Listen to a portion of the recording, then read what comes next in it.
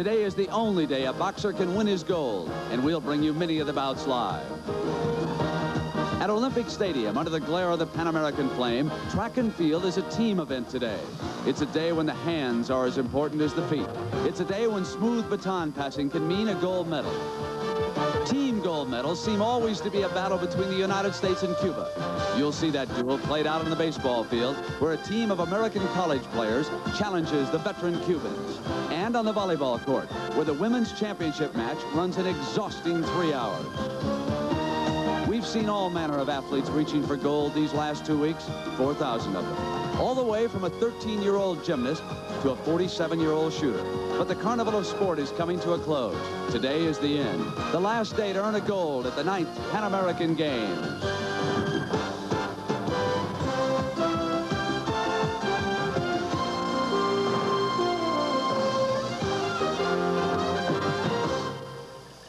Good afternoon, everybody. I'm Brent Musburger, and welcome to our continuing coverage of these, the 9th Pan American Games here in Venezuela. For the first morning since Tuesday, there have been no shocking revelations concerning athletes using illegal drugs at these games. And so now today, we can concentrate on the competition itself. And right now, there is a story developing in bicycle racing. The United States has swept the first 6 races. This is the 180-kilometer road race.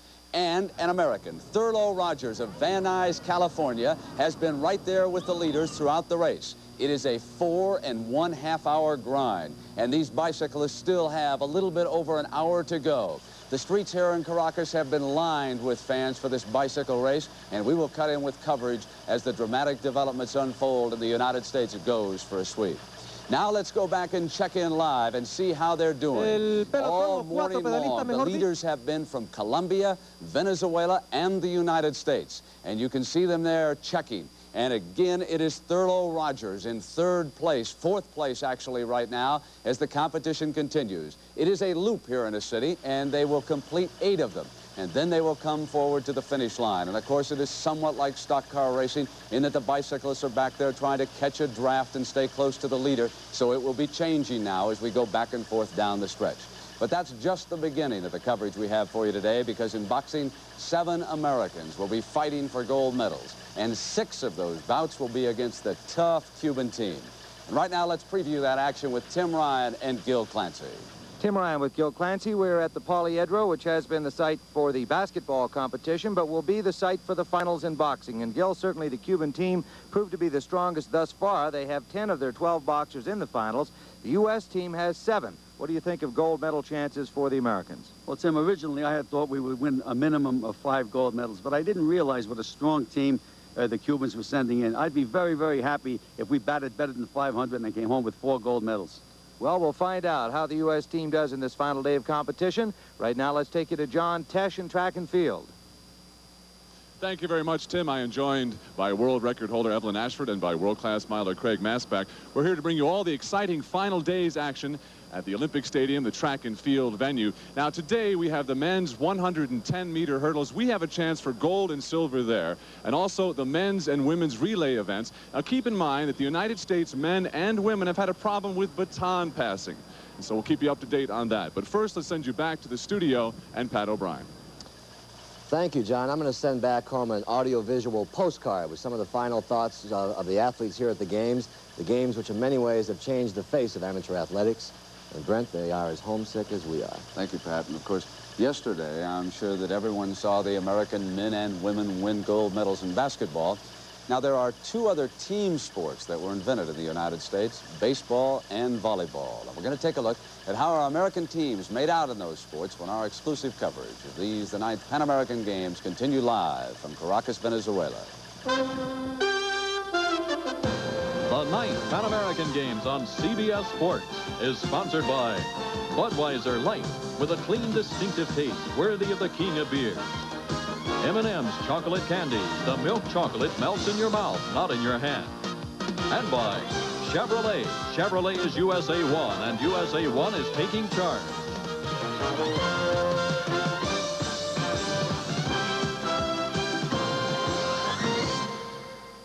extremely popular here in Venezuela. And, of course, many major leaguers play winter ball right down here, and the Caracuenos scan the box scores every morning to find out about such local heroes as Davy Concepcion, Tony Armas, and Manny Trio. So it was not at all surprising down here that an important international competition, such as our Pan American Games, was considered a big day at the old ballpark for the locals. Outside University Stadium in Caracas is as festive as any ballpark in the United States. Vendors hawk their wares, fans kill time before the game, but the activity inside is often very serious. This was the scene last Monday. Cuba was playing the Dominican Republic in the medal round. Dominican hurler Mario Marte would hit 3 Cuban batters with pitches in the 8th inning. Antonio Munoz did not like it, and it was shades of Joe Adcock chasing Ruben Gomez. Munoz was restrained. The entire Dominican team came out of its dugout brandishing bats.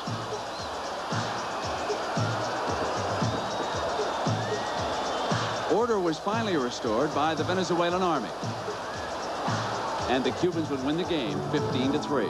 On Friday, it was John Hoover's turn. They got 9 good hitters in their lineup. They're a real good team. If you keep the ball down on them and you hit your spots, you can beat them.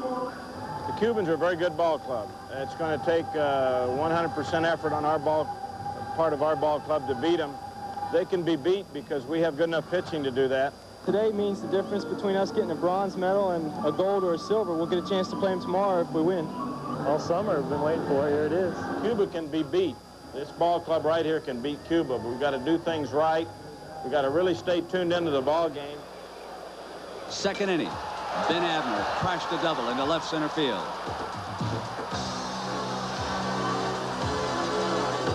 Catcher Jim Posey, the hottest hitter on the American team, lined a single into right field. And the U.S. led Cuba 1-0. In the bottom of the second, the Cubans loaded the bases. Bob Bennett came to the mound to talk to Hoover. Right now, the best pitches I've got are outside. Break stuff and fast. Well, go with that one now. Yeah. That's your best stuff. I can break the shit's good right now. Make sure that ball stays down because we want to turn to double play on this thing. The coach proved prophetic. Hoover induced Cuban catcher Juan Castro to bounce into an inning-ending double play. The Americans were ahead on the field, but the Cubans were ahead in the stands.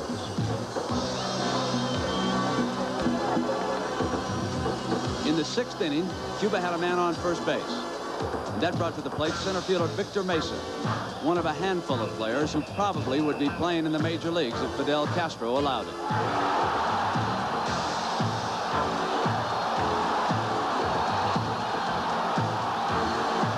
Mesa's double tied the score. An infield out moved the center fielder to third base.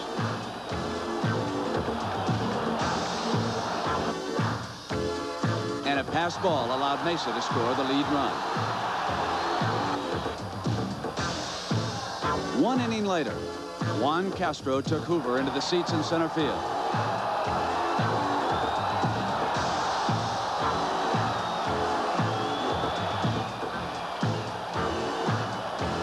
Cuba ahead 3-1. Bob Bennett went to his bullpen and brought out his ace, Todd Burns of Oral Roberts. But for the first time in the tournament, Burns didn't have it. This triple highlighted a 5-run 8th inning for the Cubans, sealing the Americans' fate.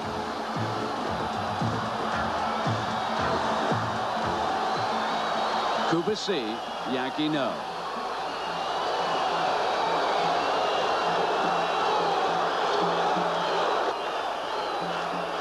And the Cubans were within 1 out of their 33rd consecutive victory in Pan American baseball competition. And the 4th consecutive gold medal was theirs.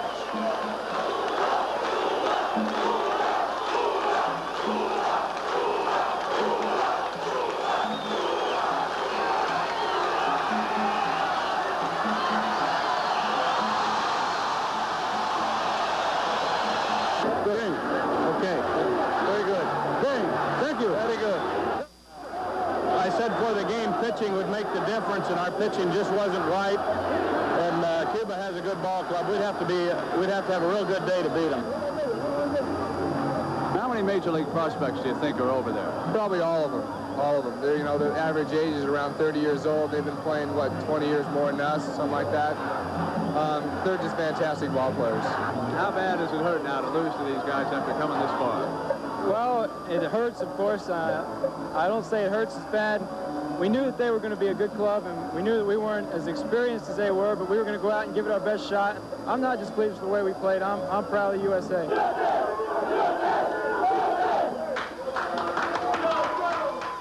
Now, they had to settle for the bronze because the day before the loss to Cuba, they were upset by Nicaragua. Now, in softball, even though the United States women beat Canada 3 out of 4 times in this competition, they still lost the last game and finished second to the Canadians. And likewise, our men's softball team took a silver to Canada's gold.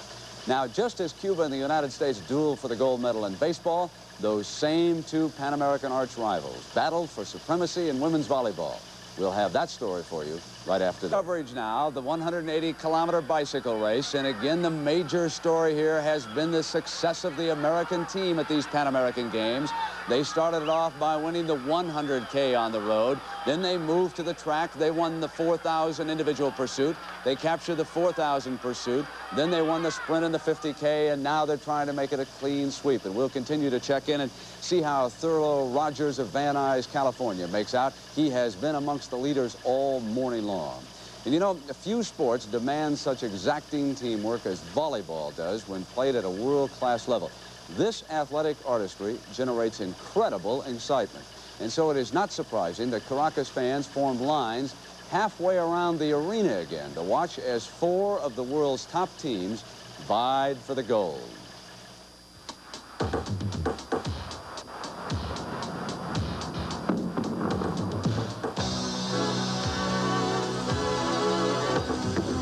The American women's volleyball team came to Caracas to win.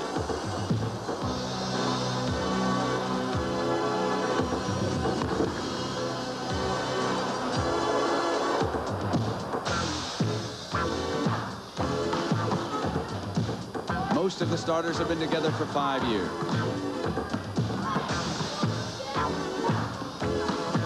Volleyball is a full-time job. At least that's the way head coach Ari Selinger runs things. A former Israeli paratrooper, he took over the national team 8 years ago. And he brought this squad from obscurity to a world powerhouse. His dream? The 1980 Olympic gold medal in Moscow. But the boycott snuffed that. But his girls, most in their mid-20s, decided to go 4 more years. They do it for themselves and Ari. He's really not a mean person. He just looks that way, I guess. He's not. He's serious. He's intense, which is what you have to have, you know, in order to perform the way we want to perform.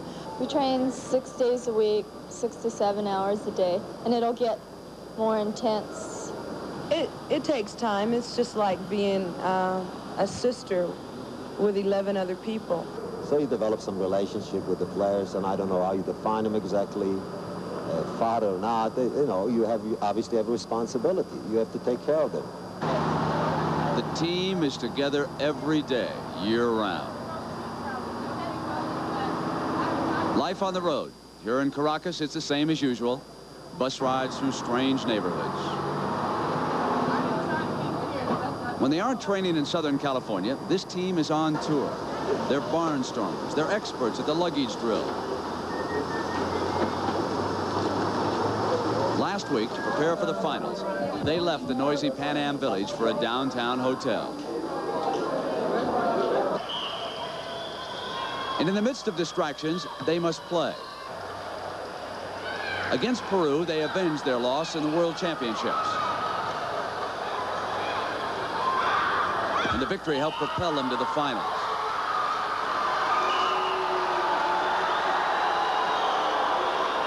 But the evening glory melts back into those tough morning practices.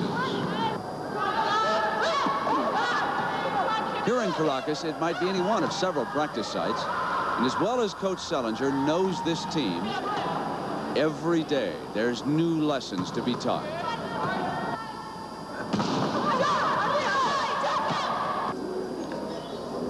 As the team heads to a final showdown against Cuba, even mealtime is work time. There are some light moments. There has to be. But for this team, there's always the thought of Cuba. Today's women's competition is very close. Even in the Pan American Games, there are about 4 teams. The difference between the 4 teams is no more than 1 or 5%.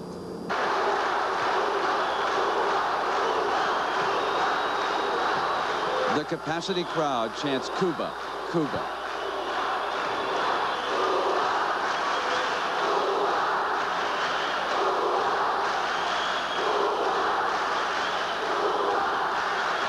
Ari Sellinger and his team have been here before.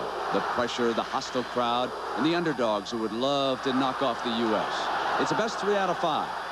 Cuba roars out of the starting gate.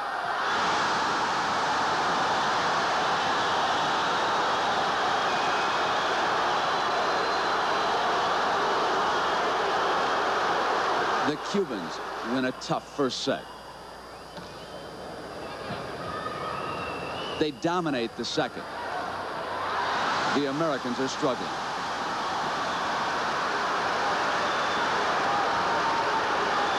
Cuba is just 1 set away from a gold medal.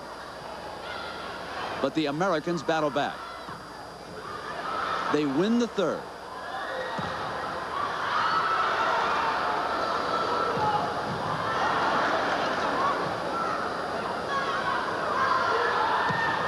And reaching down deep, they capture the fourth, and the match is tied.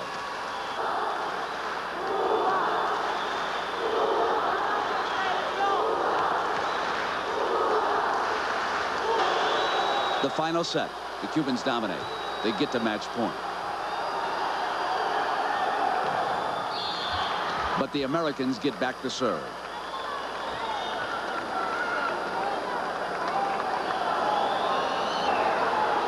The uphill battle continues. They're down by 5.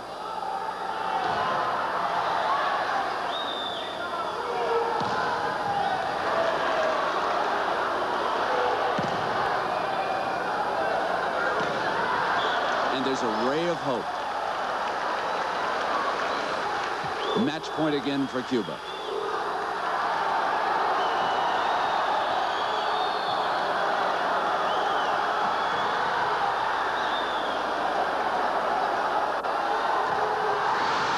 And the golden dreams evaporate.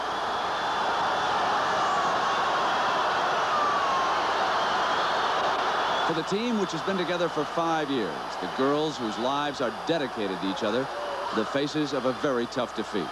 But perhaps it is just the right tonic to drive them toward an Olympic gold medal they crave so badly in Los Angeles next summer. And in men's volleyball last night, Cuba was upset by Brazil. And Gonzalez's biggest fan, his mother, will be watching. You know, my mom's proud of me, but I want to make her prouder than she is now. And by doing that is by winning the gold in '84 and becoming a world champion and buying herself a house. And now Paul stands on the threshold of winning a gold here in Caracas. His opponent, as I just mentioned, is Rafael Ramos of Puerto Rico. So let's go to ringside now at the Poliedro, where Tim Ryan and Gil Clancy are set to call the action for you. We are ready for the final of the light flyweight division, 106 pounds. The gold medal of the Pan American Games at stake, the first boxing gold to be awarded to either Paul Gonzalez of the United States from Los Angeles, California. He is 18 years of age. And his opponent is from Puerto Rico, Rafael Ramos. From Fajardo in Puerto Rico, a little bouncing ball of energy that weighs only 100 pounds in the 106-pound division. He is 18. Paul Gonzalez, the 19-year-old from Loyola Marymount University, studying architecture, and Gil, he was nearly flawless in his first 2 bouts during the Pan Am. Yes, Tim, he didn't lose a round in his first 2 bouts, but you have to remember this afternoon he's in with the human pogo stick. It's some job to catch this kid Ramos, he moves around, steps in, gets rid of his punches, and then gets back on that pogo stick again. Very, very difficult target. We're underway with round number 1. The referee is Alberto Duran from Uruguay. The judges are from Argentina, Ecuador, Brazil, Venezuela, and Colombia. Gonzalez in white, Ramos in the blue. Both opting to wear the headgear. Gonzalez a little more flat-footed against the jumping bean style of Ramos. 2 good combinations scored by Gonzalez. Tim, Gonzalez is going to have to do the chasing in this fight. He just has to remember to move his hands as he's moving after Ramos. Ramos 83-5 as an amateur. Another good pair of combinations by Gonzalez, moving those hands well. Tim, he nailed Ramos with a good right hand, really shook him up. Gonzalez winning decisions over Arcelio Diaz of Colombia, Manuelito dos Santos of Argentina. Ramos upsetting the world champion from Cuba, Rafael Saenz, in the first round and beating Hector Diaz of the Dominican Republic in the second. Big exchange, and Gonzalez scoring more of the points, but a good finishing right hand from Ramos. That's him, but he hit Gonzalez after the referee said break. I know you're supposed to protect yourself at all times, but he got caught with his hands down.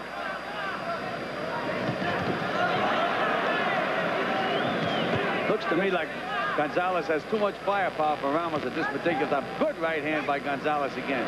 Really backed scoring. Ramos up with a left hook just prior to that exchange, Gil, the one that really moved him. So the strength is going to be a factor here. The limit 106, Gonzalez right at it. The little Puerto Rican weighing only 100 pounds. He's a tough little guy. But Tim, when you give away 6 pounds in this weight division, that would be similar to giving, for example, like 25 or 30 pounds away in the middleweight division. It's a lot of weight to give away. Caution for leaning in with the head to Gonzalez from the referee, Duran from Uruguay. Gonzalez is finding the range with that right hand, Tim. He's dropping it down nicely.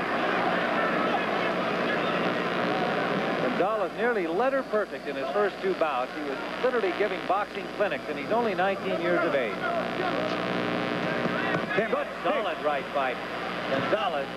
Ramos can take a punch, I'll tell you that. Tim, he really got nailed. He's being hurt, though, and he knows he's in a fight.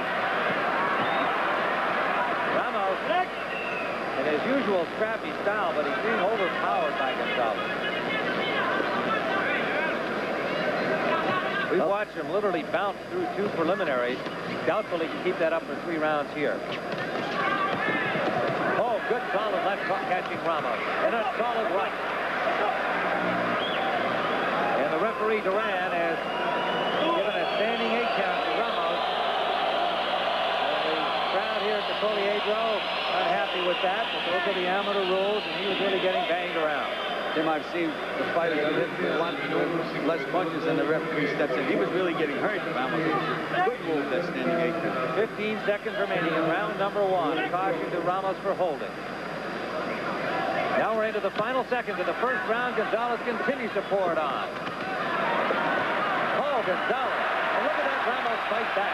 Gonzalez getting the better of it, followed by another right that really had the young Puerto Rican in trouble. 19-year-old Paul Gonzalez. We're live in round 2. Rafael Ramos from Puerto Rico. And showing the effects of the damage from Paul Gonzalez. Bigger, taller, stronger. Paul Gonzalez from Los Angeles. Then because of Gonzalez's height advantage, Ramos is having to leap in, and when he leaps in, he really gets nailed. You can't get hit harder than that when you're running into a punch. Right hand lead to the body by Ramos got through, but every time he lands one, he pays for it with the counter-punching of Gonzalez.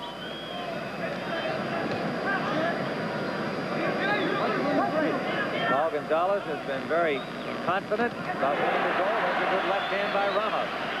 2 good punches by Ramos. Good combination.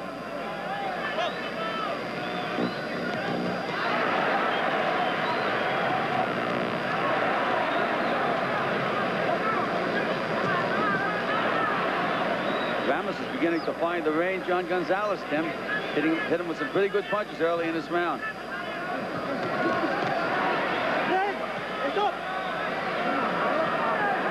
Ramos is definitely staying there to box more than he has been in his 2 earlier decisions. But he's constantly moved in and out. There he is reaching in again, Tim. He really is taking chances now. Winging those punches to the body. Halfway through round number 2. What a tough little guy this Ramos is, Tim. He really wants that goal. Let's see it. There again, he reached in with a big right hand and got nailed himself. Gonzalez is a little too big. Oh, big right hand by Gonzalez. Gonzalez is so technically proficient, too. He's able to pick up the Ramos attack and counterpunch it perfectly.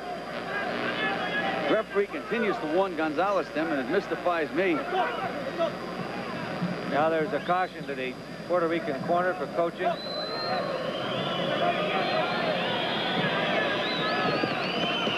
Ramos been throwing more right-hand leads, and each time he does, Gonzalez lands his counters.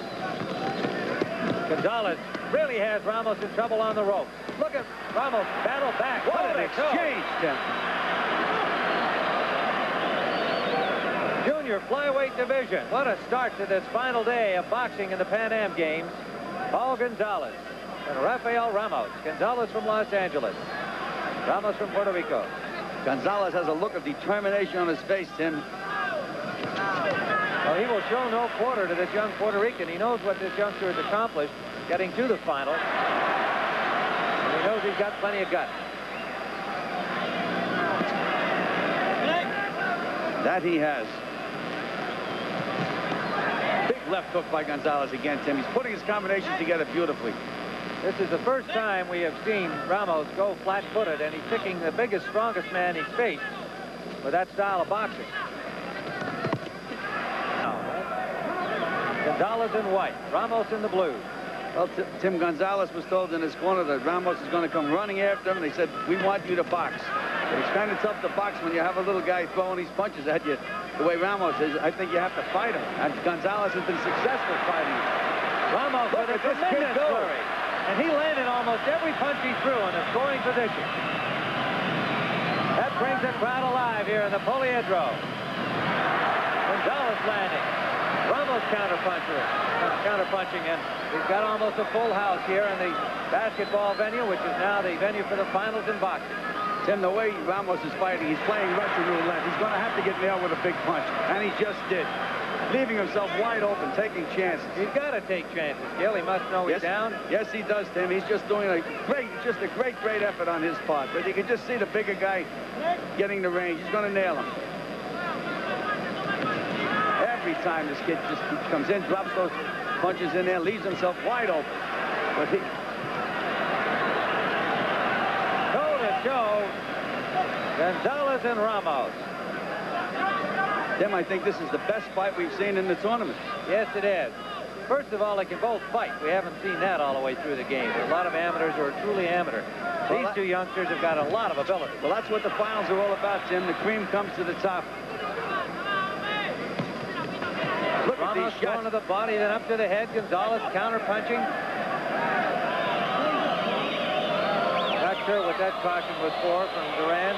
Well, he cautioned Ramos for spinning around and Gonzalez for hitting him in the back of the head. Ramos is getting a little tired, Tim. So is Gonzalez, but I think Ramos is the tireder of the two.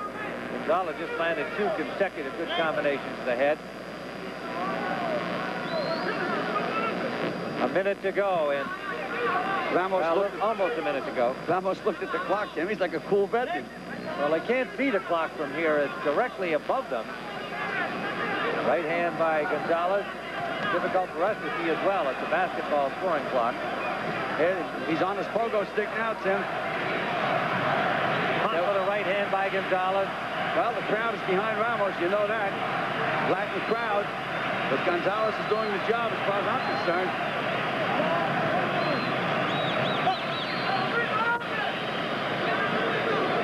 Five seconds remaining in the bout. Ramos is going to be in this all the way. Gonzalez certainly will leave here with a lot of respect for a 100-pound opponent named Rafael Ramos, regardless of how the decision comes out. Back on that pogo stick again. Oh, big left hook by Gonzalez, Tim. 15 seconds. Ramos has fought his heart out, Tim. He's just about as given it all, his all. That's the way he's supposed to finish a fight, with nothing left. We're in the final seconds of round number 3. two well-conditioned junior flyweights, 106-pound division. And that's it. They didn't hit it. You can see a distraught-looking Paul Gonzalez, who apparently has received an advance notice that the decision has gone to Rafael Ramos. It has not been announced. The American officials are huddled around the judges and the jury. Now remember, 5 judges do the scoring. If it's a 3-2 decision, here it is. Proclama campeón en la división Mosca Ligero, 48 kilogramos, por decisión, victoria por puntos, 4-1. En la esquina azul, Rafael. And it is Rafael Ramos getting the decision. A distraught Paul Gonzalez cannot believe what has happened here. And Rafael Ramos, who had a strong third round as we saw, but I even in that round thought Gonzalez still came out on top. Certainly the first 2, by our view of the amateur judging, should have gone to Gonzalez. And he is an extremely distraught young man. He cannot believe what has happened here. The gold medal goes to the spunky little Puerto Rican, Rafael Ramos. I did not hear the count, Gil, did you? Yes, they gave it to him by a 4-1 margin. Now, I just can't believe it. In my opinion, Gonzalez had a 2-point first round. It must be that they're going for the underdog. The other kid looked so outclassed in the first round that when he came back and made the effort that he did, maybe their hearts got the best of them. The judges were from Argentina, Ecuador, Brazil, Venezuela, and Colombia. And remember that we're at a 3-2 decision. Then the jury would get involved. You can sometimes have 10 people involved in making a decision. But since it was 4-1, it was scored by the judges alone, and it goes to Rafael Ramos of Puerto Rico, a bitter defeat for Paul Gonzalez of the USA. Back to you, Brent. All right, thank you, Tim. Now, that fight was a short time ago, and I do have a few more facts. Now, as Tim said, it can go to as many as 10 people, and that was the case here.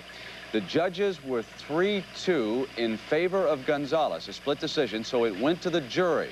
And there are 5 more men voting there, and they voted 4-1 in favor of Ramos. Now, here are the countries that went for Ramos: Bulgaria, the Dominican Republic, Canada, and Argentina. Only a representative from... And there's Parra being hoisted up on the shoulders of his countrymen and given a victorious ride for winning a bronze medal. That's how the fans have reacted down here for the hometown heroes. You really don't have to win a gold medal in Venezuela to be a hero. They'll settle for a silver or a bronze. And our John Duckery has been at the hub of all the cycling action this week, and he filed this report from the velodrome. Almost overnight, this man, Nelson Vales, has become a cycling sensation. His event, the sprint. His nickname, the Cheetah. His home, Harlem, New York City. Only 2 years ago, Nelson was a bicycle messenger dodging taxi cabs in Midtown Manhattan. Here in Caracas, Nelson Vales has become a star. An American who has captured the hearts of the Venezuelan people.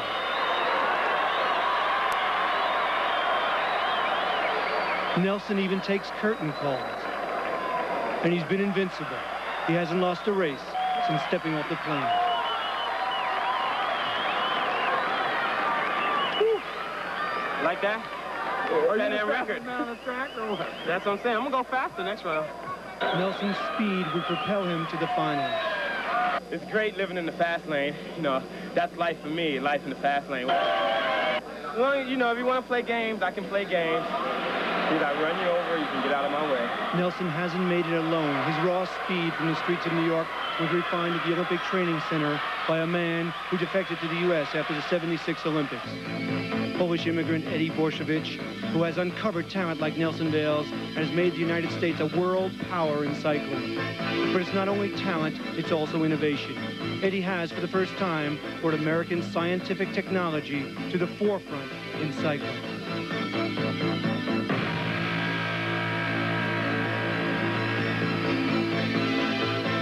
And it's paid off in gold medals, more in this year's Pan Am Games than in all the others combined.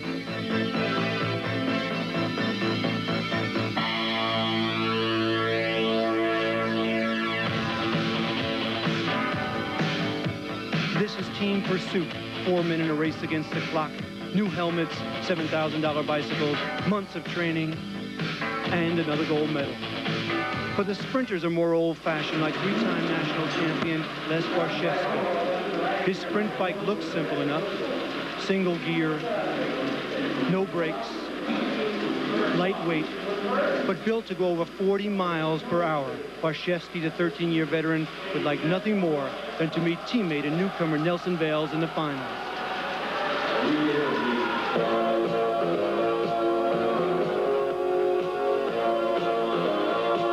But before Vales, one more hurdle.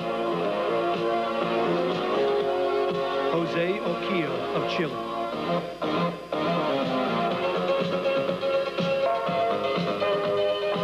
So while Nelson cruises the infield waiting for an opponent,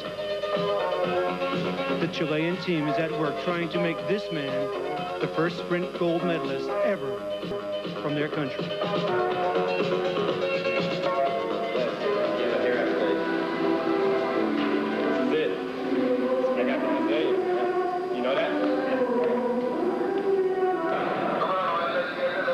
In the best 2 out of 3, Barshevsky won the first heat. And he knows the final is just one sprint away. The final lap. So it's 2 Americans head-to-head for the gold medal. Hey, man. Uh-oh, it's going down. I want that dollar bet, man. Okay. They are good friends, but they are soon to be adversaries. We know each other really well, so it's going to be interesting racing. I know Nelson's faster than I am, but I have the tactics, so it's going to be like a Duran-Leonard fight, I would say. You know, one is tactics and one is a brute force. It's hard to say what's going to happen next. I keep my head spinning right, and things will go. So you expected to be here in the final? I wanted to be very much. My father's been sick in the hospital, and unfortunately we had a training camp for the 5 weeks before we came here. I couldn't go home to see him, and the day we left I called, and he said, you know, I told him I was sorry I couldn't come and visit him and stuff, and he said he just wanted me to be in the finals and to win for him. So, Dad, this is for you. I love you. Good luck, my friend. Thank you, sir. Good.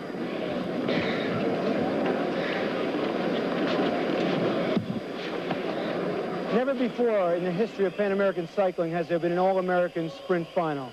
It's Barshevsky versus Vales, a 3-time national champion versus the rising star. Tactics versus speed. Each man with his own compelling reason for the gold medal. This is indeed an historic moment in American cycling history. Again, it's the best 2 out of 3. Vales out first. The initial lap, a tactical one, each man waiting for the other to make a move. If Barshevsky catches Vales off guard at the right moment, Nelson's speed won't matter. The second time around, the pace quickens. The riders wait for the bell announcing the 3rd and final lap.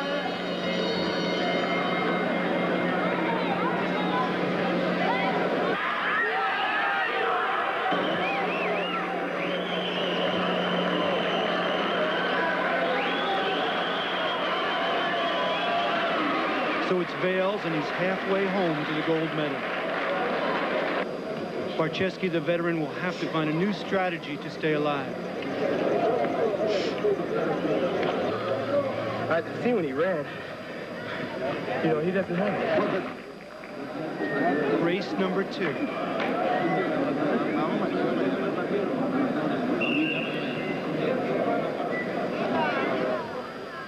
The last lap.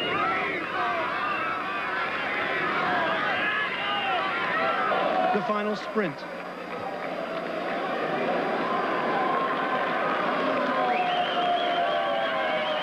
For Nelson Vales, the gold medal. For Les Barshevsky, disappointment. But in the end, they're still good friends.